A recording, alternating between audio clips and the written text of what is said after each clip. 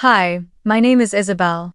That evening, the warm golden lights spilled across every table inside a high-end restaurant on the outskirts of Boston, the place I had booked weeks in advance to celebrate the most important milestone of my life, my master's graduation in finance from Columbia University.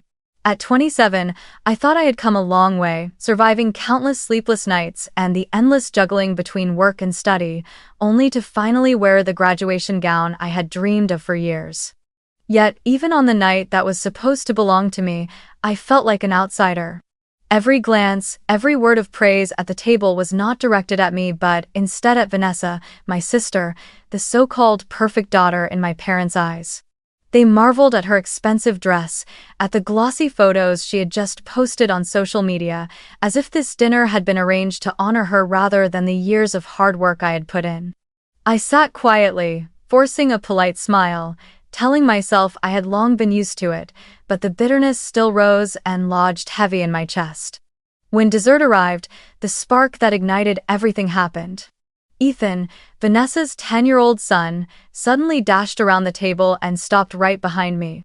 In front of everyone, he snatched the purse I had left on my chair and tossed it straight into the swimming pool nearby.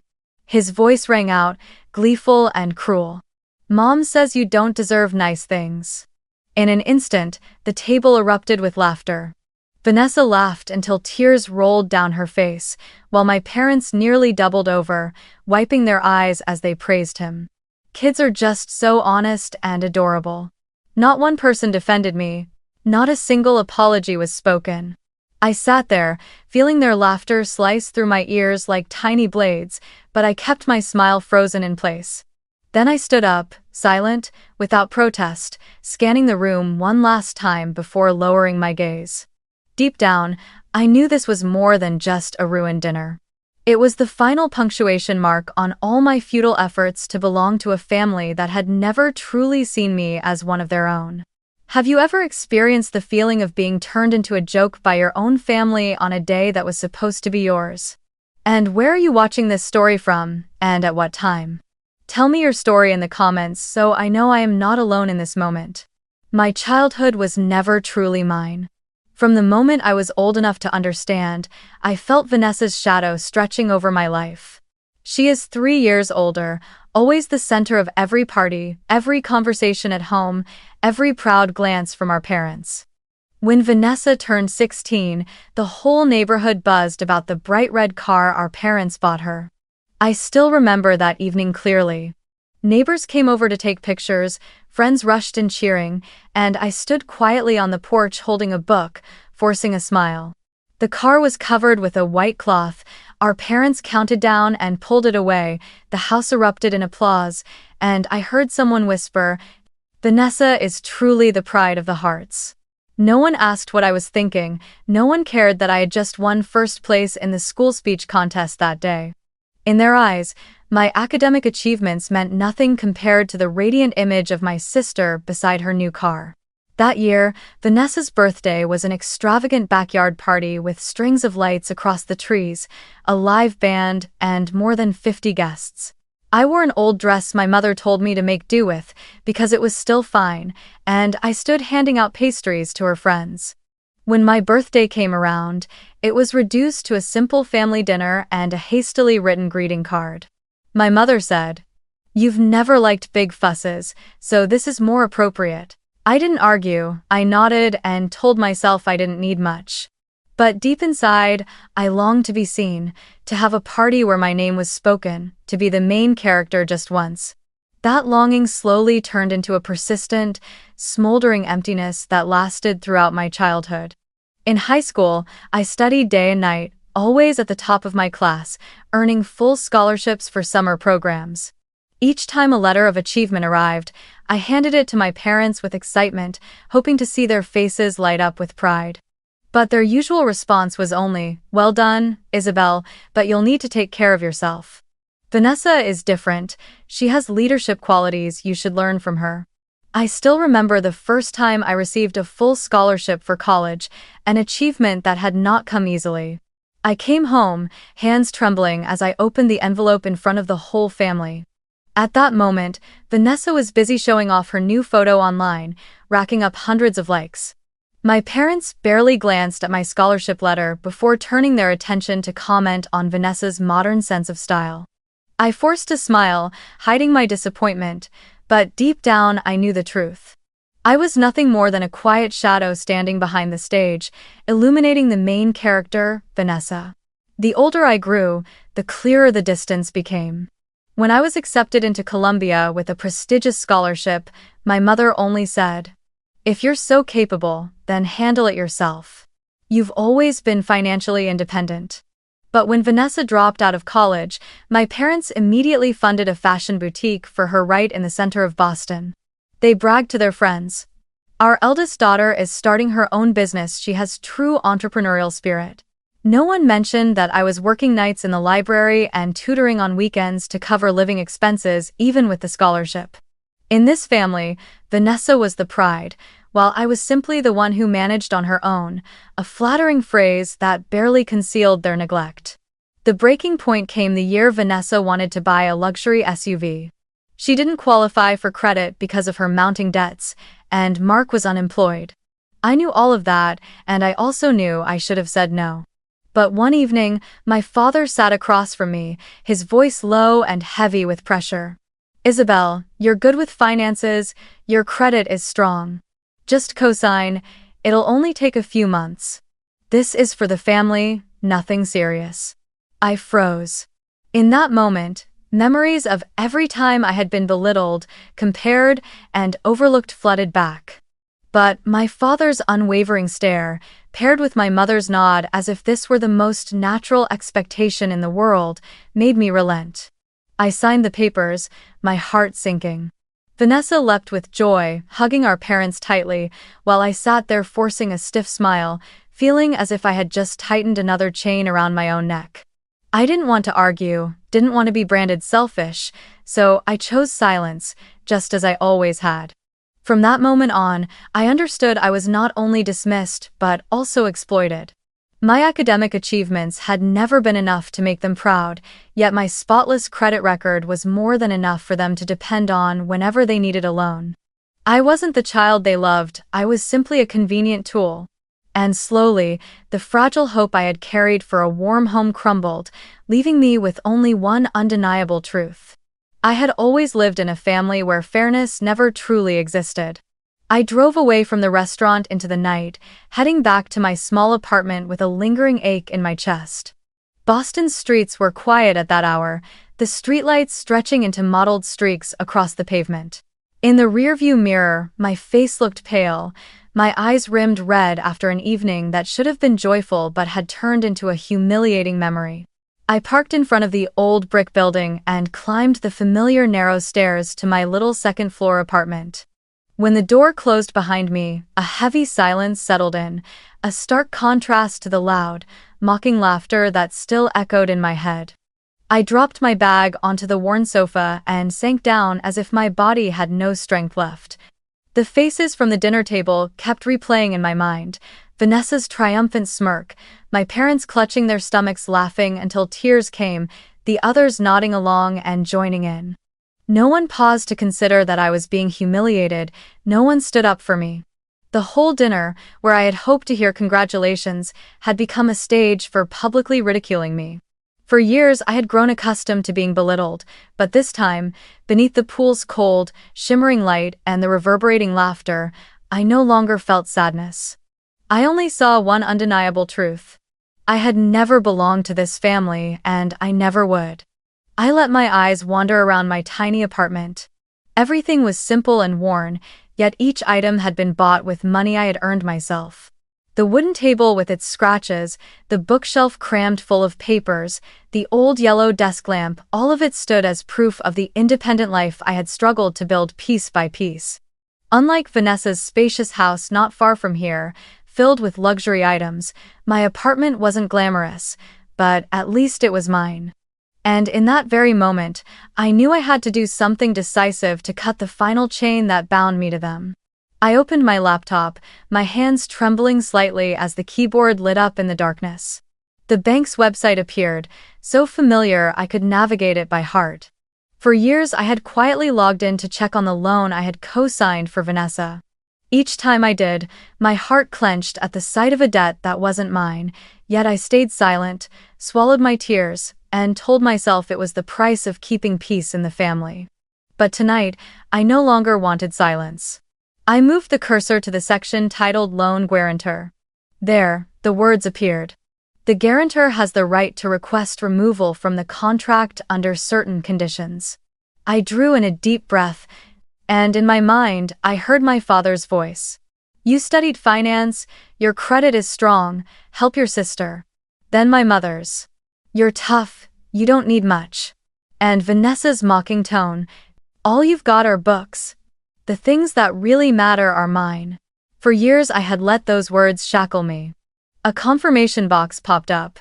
Are you sure you want to be removed as guarantor from this contract? This action cannot be undone. I sat motionless in front of the screen, my heart pounding.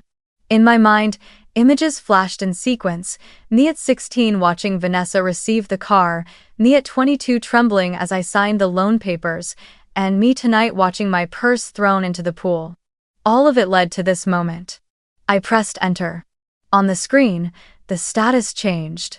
My name vanished from the guarantor list.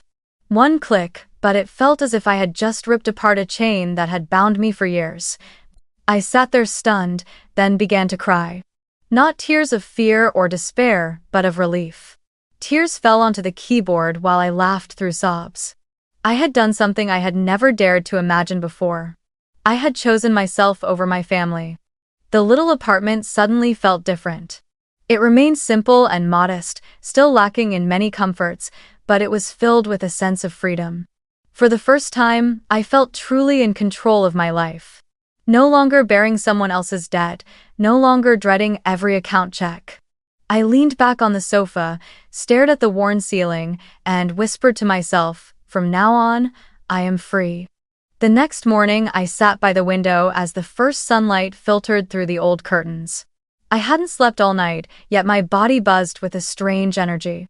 Deep down, I knew my decision the night before would have consequences. And they arrived sooner than I had expected. At 7:30 a.m., my phone buzzed nonstop with a flood of notifications. In the neighborhood group chat, people were buzzing with gossip.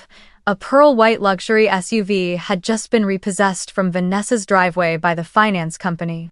Within minutes, photos appeared, shots of the car being hooked up to a tow crane, the tires screeching against the cement, while neighbors stood at a distance, secretly recording with their phones. Someone commented, "Can't believe the Harts let this happen. That car wasn't even paid off yet, and already got taken." As I looked at those images, what I felt wasn't satisfaction, but a cold certainty. The illusion of safety that had always surrounded them had finally shattered. At exactly 8:05, a furious pounding rattled my door, each knock so forceful it felt like someone wanted to break it down. I walked over, my heart oddly calm. When I opened the door, there was Vanessa.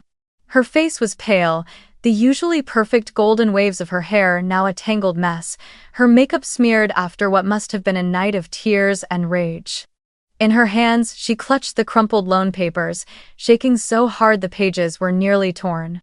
"Where's my car, Isabel?" she yelled, her voice shrill and echoing down the hallway. "What do you think you're doing?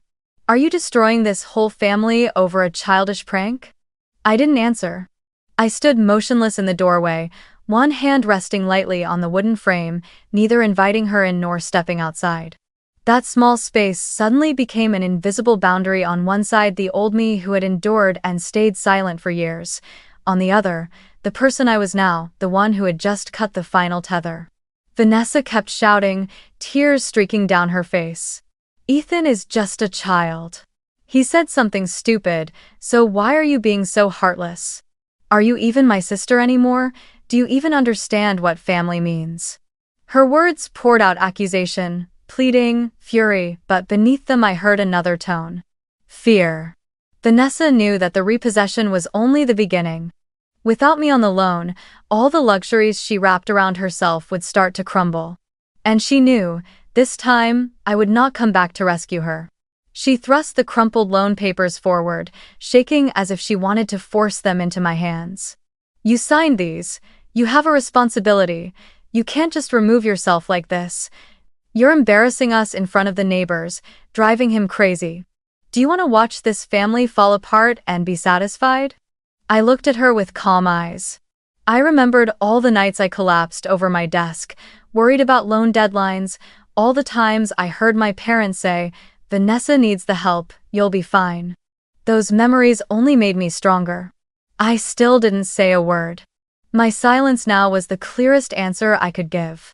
Vanessa seemed to spiral further into panic. She sobbed, her voice breaking. "What do you even get out of this? To prove you're stronger than me? You're only tearing everything apart." But this time, her tears had no effect. I was no longer the timid younger sister afraid of upsetting her. I saw it clearly. The balance of power had shifted. I shook my head gently, then slowly closed the door. Not with anger, not with a slam, but with the quiet finality of ending an old chapter. Her pounding continued on the other side, mixed with sobs and curses, but I had already turned away and stepped back inside. I sat down in my chair, my heartbeat slow and steady. What I felt wasn't triumph, but a strange, profound stillness.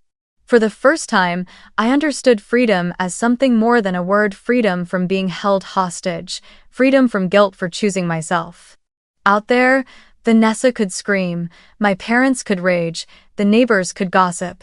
But behind this door, I knew. I had stepped out of the invisible cage, and even though this was only the beginning, I was ready. I thought that after the chaos of the morning when the SUV was towed away, things would quiet down. But I was wrong. In just the days that followed, my phone turned into a battlefield. In the morning, my father called, his voice sharp as steel. "Isabel, you need to fix this mistake right now. Do you realize you've humiliated this family in front of the neighbors? What do you want people to think of us?" By noon, my mother's voice came through, trembling. "Sweetheart, I know you're angry. But Ethan is just a child. You can't ruin everything over this. Family is still family, please don't push things further." By evening, Vanessa was screaming into the phone. "Are you happy now, seeing me walk in the rain? You've embarrassed me, you've made my child a target of jokes. You're cruel, Isabel." The calls came like crashing waves, threats followed by pleading, fury followed by sobs. I let the phone buzz, unanswered. At first, my heart still trembled, my finger hovering over the answer button before pulling back. But gradually, my silence became its own weapon. The more they shouted, the more I realized the power had shifted into my hands. I had the right to choose not to step back into that toxic cycle ever again. But it didn't stop with the phone calls. One evening, when I opened TikTok, I froze at the sight of a video Ethan had shared that was spreading among his friends. In the clip, he laughed gleefully as he threw my purse into the pool and shouted, "Mom says you don't deserve nice things." Then the camera panned to the dinner table where my parents and Vanessa clapped and roared with laughter.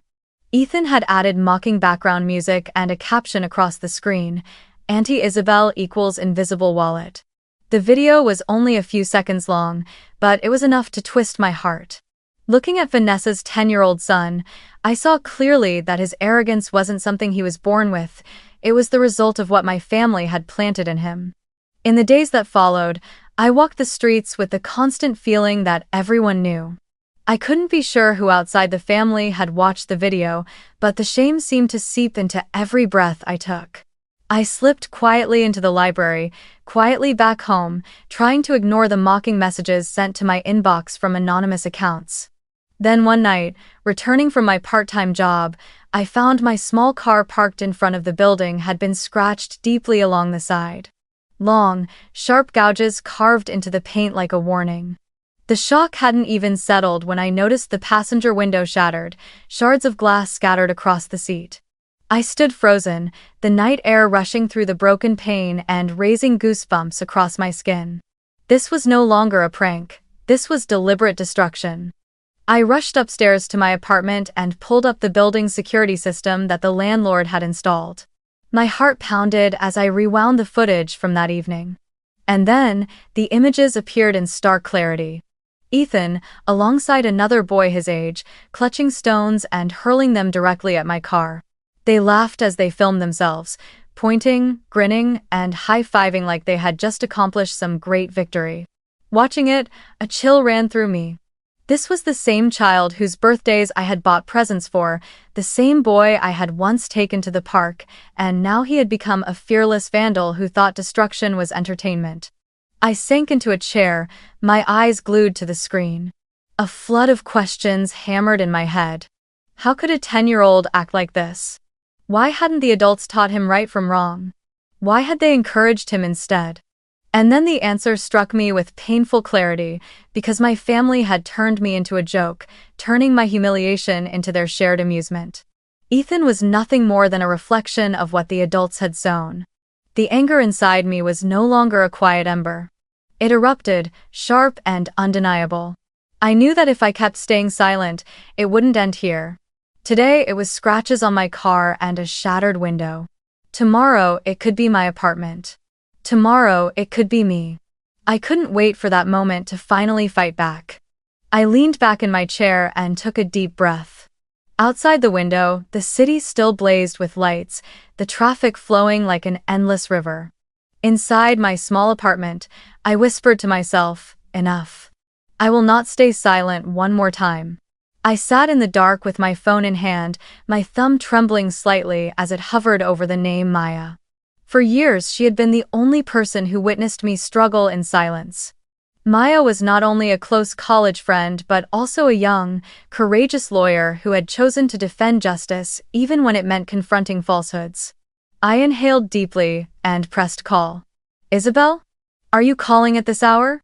Maya's familiar steady voice came through. I could not hold back and told her everything from the beginning to the end. The humiliating evening at my graduation dinner, my purse thrown into the pool, the barrage of phone calls, the mocking TikTok video. Then my car scratched and the window shattered. When I described Ethan and his friend laughing in the security footage, my voice broke. Maya, I don't know what to do. They're my family. But if I stay silent, I'm afraid next time it won't be just the car. On the other end there was a few seconds of silence, then she spoke slowly but firmly. Isabel, if you let this go, they'll think you have no worth. They'll disrespect you even more, and these actions will only keep happening and escalate. This is no longer a family matter, it's criminal behavior. I went still. Her words awakened something in me. For years, I had hidden behind the excuse of keeping the peace, convincing myself that silence would protect me. But the truth was the opposite. My silence had made me the target. Maya continued, tomorrow we'll go to the police station together. Bring all the evidence, the TikTok video, the security footage, and the threatening messages. You're not alone in this. The next morning, Maya stood outside my apartment. She wore a simple black suit, a folder tucked firmly under her arm. When she saw me, she didn't waste time with small talk, she just placed her hand on my shoulder, her eyes steady. Let's go. And they're wet. We arrived at the district police headquarters. The room was cold and bright, with gray walls and the lingering scent of stale coffee, and my heart pounded harder with every step. When the duty officer asked why we were there, I hesitated for a moment, but Maya stepped forward without pause. She opened her laptop and showed him the TikTok clip.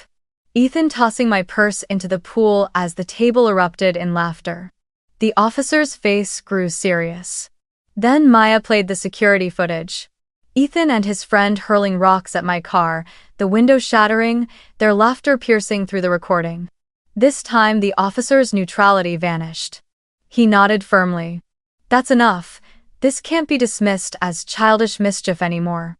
I clenched my hands together, trying to steady myself.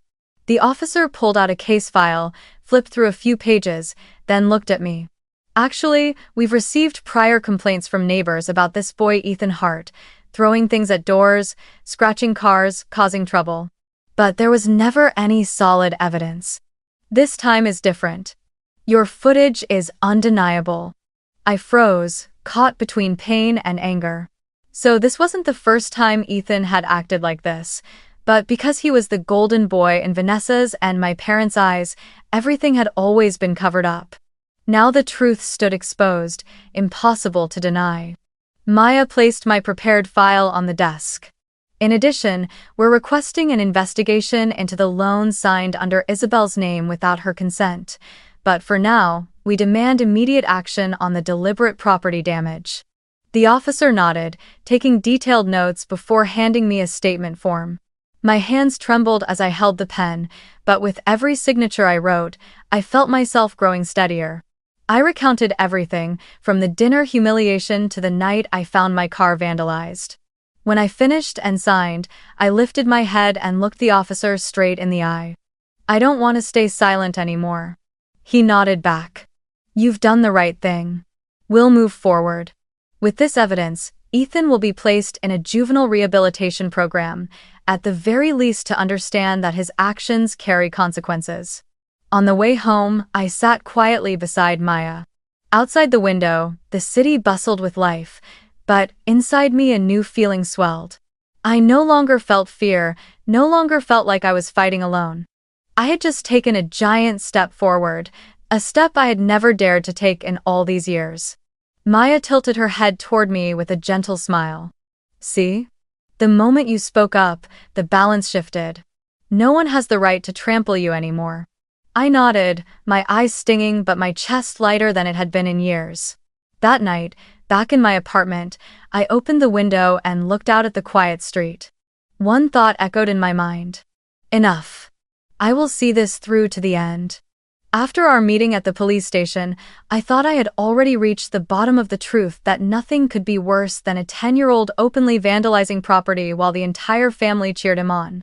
But when Maya suggested I gather every financial document related to me to prepare for the next steps, I realized what I had seen was only the tip of an enormous iceberg. That evening, I spread everything across the table. Bank statements, loan contracts, credit notices.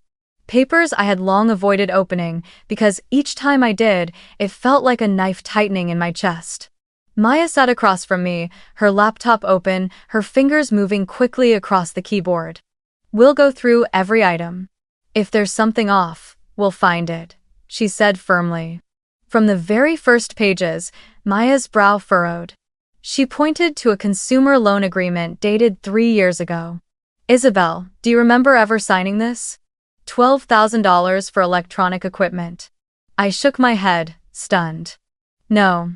At that time, I was still in grad school in New York. I wasn't even in Boston. And I had no need for that money. Maya typed quickly, pulling up a comparison between the signature on the contract and my real signature from my driver's license. The differences were so stark that a chill ran down my spine. The writing on the contract was crude, rigid, an obvious attempt to mimic but never truly match mine. Then we continued. Another loan appeared in my name, $8,500, supposedly for home renovations.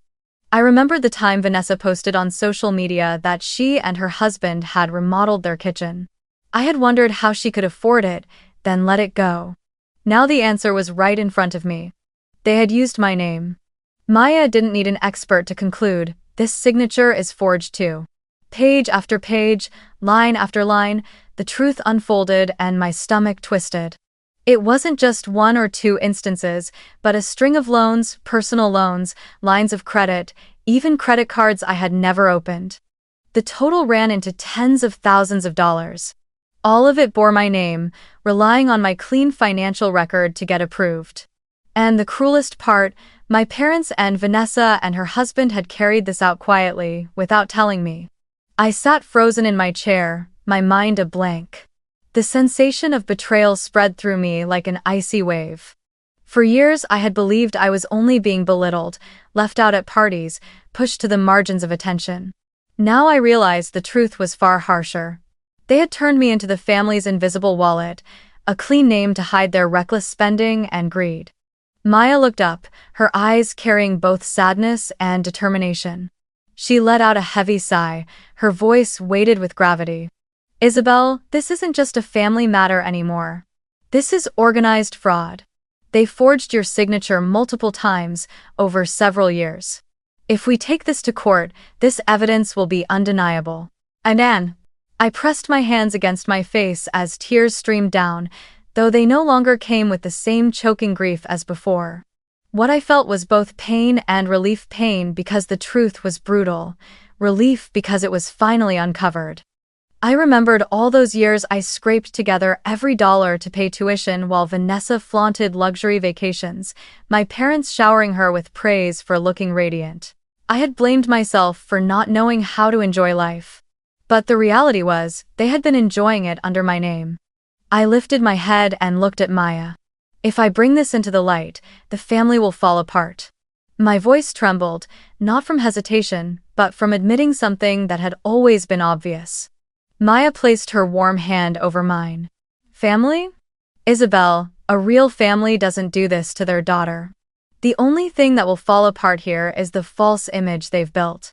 You deserve a life free from lies and chains. Ah! I took a deep breath and wiped away my tears. Inside me, a strange calm began to rise. For years, I had feared collapse, afraid of losing the few scraps of family ties I had left. But now I understood, holding on to those scraps had only left me bleeding more.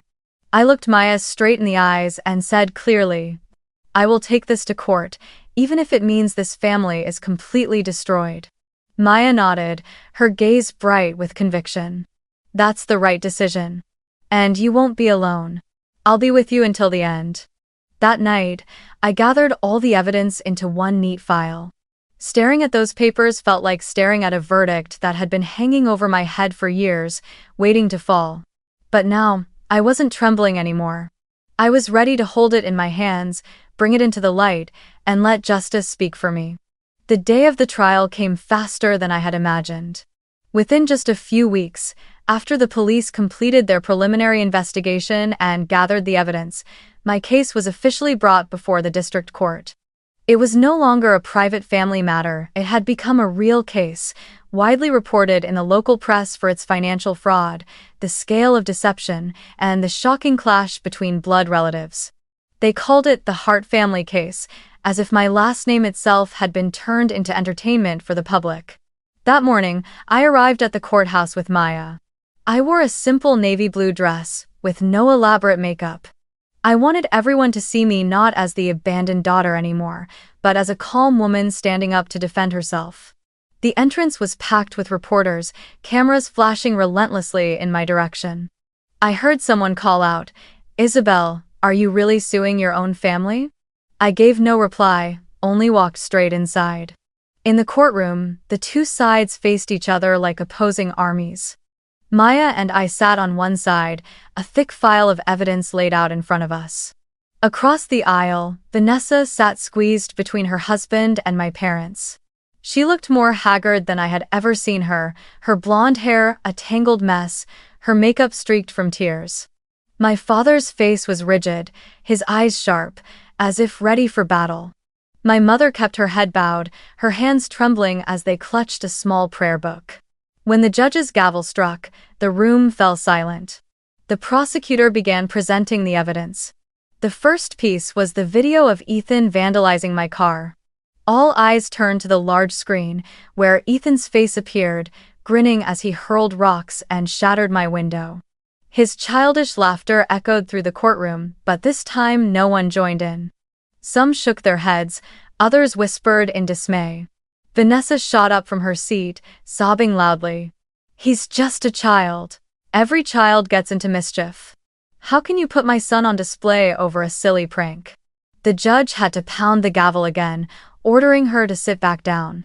Next came the TikTok video, the one where Ethan tossed my purse into the pool in the middle of the dinner, while the entire table erupted in laughter. I sat still, gripping the edge of my chair as that laughter replayed once more. But this time, I wasn't trembling. I turned to Vanessa and saw her face twisted in despair. Then the prosecutor moved to the financial records, the most crucial part. Loan agreements, credit cards, all in my name, paired with forensic analysis of the signatures.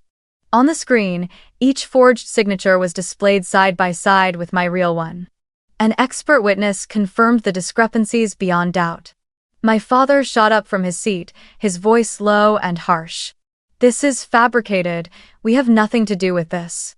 But the prosecutor immediately revealed bank transfers from those fraudulent loans into my parents' joint account and into Vanessa and her husband's account. The courtroom erupted with uncontrollable murmurs. My mother broke down in sobs, clutching the judge's hand as she pleaded, "We only wanted to help our eldest daughter have a better life. Isabel has always been strong and independent, but Vanessa needed us. It was out of love, not fraud." Her voice trembled, but no one believed her anymore. I looked at my mother, my heart aching, but the truth was clear. Real love never means turning your daughter into a financial shield. The climax came when the judge allowed me to speak. I stood, walked to the wooden podium, and the courtroom fell utterly silent. I looked around and felt every gaze on me, judgmental, curious, pitying, but this time I did not tremble. My voice rang out, calm but resolute. "I am not suing out of hatred. I am not doing this to get revenge or to humiliate anyone. I am suing to protect my right to exist independently." For years I stayed silent. I let them belittle me, let them use my name as a tool. I kept my teeth clenched, hoping to preserve what they called family. But today I stand here to say, enough. I am no longer a shadow. I want justice to be served, and I want to live a life that belongs to me. When I finished, the room remained mute. I could even hear a pen drop somewhere in the rear. In that moment I knew that, whatever the outcome, I had reclaimed my voice. In the end, the judge delivered the verdict. Ethan, being under the age of criminal responsibility, was ordered to participate in a 2-year juvenile rehabilitation program under special supervision. Vanessa and her husband were ordered to repay all illegally obtained loans and to pay compensation to me. My parents were penalized for financial fraud and suffered the loss of their communities, standing those who once saw them as a model family now looked at them with contempt. The gavel struck, bringing the trial to a close. I returned to my seat, my legs slightly trembling, but my heart lighter than it had ever been. For the first time in my life, I was no longer a shadow in my own story. I had stood up, calm and steady, to reclaim my freedom. As I left the courthouse, cameras and microphones swarmed around me. I didn't answer a single question. I simply walked straight ahead, head held high. Inside me echoed one truth: from this moment on, my life would no longer be dictated by anyone else. I was Isabel Hart, and at last, I had stepped out of the shadows. The trial was over, but its aftermath rolled on like relentless waves crashing over the Hart family. Within weeks, the polished facade of the perfect family my parents had spent years constructing lay in ruins. Once, they were admired as the model church couple. The stern father, the gentle mother, 2 daughters so different yet seemingly complementary. But now, when they walked into the local supermarket, they received only whispers, curt nods, or outright avoidance. Neighbors no longer invited them to summer barbecues or Christmas parties. One woman who had once been close to my mother told her bluntly, "I can't believe a mother would do that to her own daughter." Just that one sentence left my mother speechless, and the whisper spread through the neighborhood like wildfire. Vanessa, the star in my parents' eyes, also fell from her proud pedestal. The boutique she once flaunted on social media could not survive after her name appeared in the financial fraud verdict. Customers canceled orders en masse, partners severed contracts, and the press ran stories about a female boutique owner exposed. The large suburban house that had been the symbol of her manufactured success was finally put up for sale to cover debts. Photos of Vanessa at lavish champagne parties disappeared, replaced by vague posts online lamenting, "Some people will never understand the sacrifices a family makes." I read them and only managed a faint smile, because she no longer had the power to touch my life. My parents retreated into silence. My father stopped attending community meetings, and my mother was no longer invited to speak at the church women's group. Their forced smiles and boastful displays about grandchildren vanished. They shrank into the large house that suddenly felt too big under the weight of quiet. I did not feel triumphant, but I did not pity them either. They were tasting what I had endured for years, imposed loneliness. As for me, I knew I could not stay in Boston forever. Every street corner reminded me of painful memories. After the trial, I received an official offer from an investment fund in Chicago for a senior financial analyst position. It was the job I had always dreamed of, a chance to prove my true worth without needing anyone's approval. I accepted, and a few weeks later I packed my bags and left the small apartment that had been my home for so many years. Before leaving, I closed every joint account that had ever been exploited and canceled all remaining financial ties to my family. Each click, each signature felt like a declaration. From this moment on, I would no longer be bound to them, no longer let them define my worth. When it was done, I felt as though I had finally removed the last chain. On the day I arrived in Chicago, I carried only a few suitcases of clothes, a box of books, and my laptop, everything that truly belonged to me. The city welcomed me with its vast sky and vibrant energy. I rented a small but modern apartment with large windows opening onto the deep blue of Lake Michigan. When I moved in, I stood for a long time before the glass, watching the lake sparkle under the afternoon sunday. No more nights crying alone in my old Boston apartment, no more angry pounding at my door from Vanessa, no more endless phone calls. Here, there was only peace. On my first night, I spread fresh sheets across the bed, stacked my books neatly on the shelf, and lit a sandalwood candle. I sat by the wide window of my new home, Lake Michigan glowing with the colors of sunset before me, its waves shimmering with purple and gold like strokes of a painting. In my hands was a steaming cup of tea, the fragrance of sandalwood filling the room with comfort. For the first time in so long, I allowed myself to sit still, breathe slowly, and look back at everything. The journey I had just lived through felt like a storm, from the night of my graduation when I was humiliated, to the morning after when I saw Vanessa's car being towed away, through the days of threats and insults, and finally to walking into a courtroom to face my entire family. Each moment had cut into me like a knife, but now, looking back, I no longer saw a bleeding wound. I saw them as carvings in wood, rough, ugly, but shaping who I am today. I realized something simple that I had been too afraid to admit for years: family does not always mean love. We are taught that blood is the strongest bond, that no matter who betrays us out there, family is the place we return to. But the truth is different. For me, that house was never a safe haven. It was only the place where I learned silence, where I learned to endure, where I learned to be a shadow beside the golden child they chose to praise. I used to blame myself, thinking I wasn't good enough to be loved. But now I understand. Real love never turns a child into an invisible wallet for the rest of the family to exploit. I also came to see something else. Healing does not always mean reconciliation. I once dreamed that one day my family would change, that a belated apology would make up for everything. But holding on to that hope only dragged me deeper into the cycle of disappointment. Healing, for me, means letting go. It means accepting that some relationships must end so that new ones can begin. It means releasing unrealistic expectations in order to grasp true freedom. If anyone listening to me hears a piece of themselves in this story, I want to say a few words to you. If you have ever been exploited or belittled by the very people who are supposed to protect you, remember that you have the right to set boundaries. You have the right to say no. You have the right to protect your worth, even if that makes others uncomfortable. And you have the right to step out of that toxic loop, because freedom only comes when you dare to choose yourself instead of continuing to endure. I know that decision is not easy. Walking away from family is not like closing a door on a room, it is cutting away part of your memories, part of your childhood.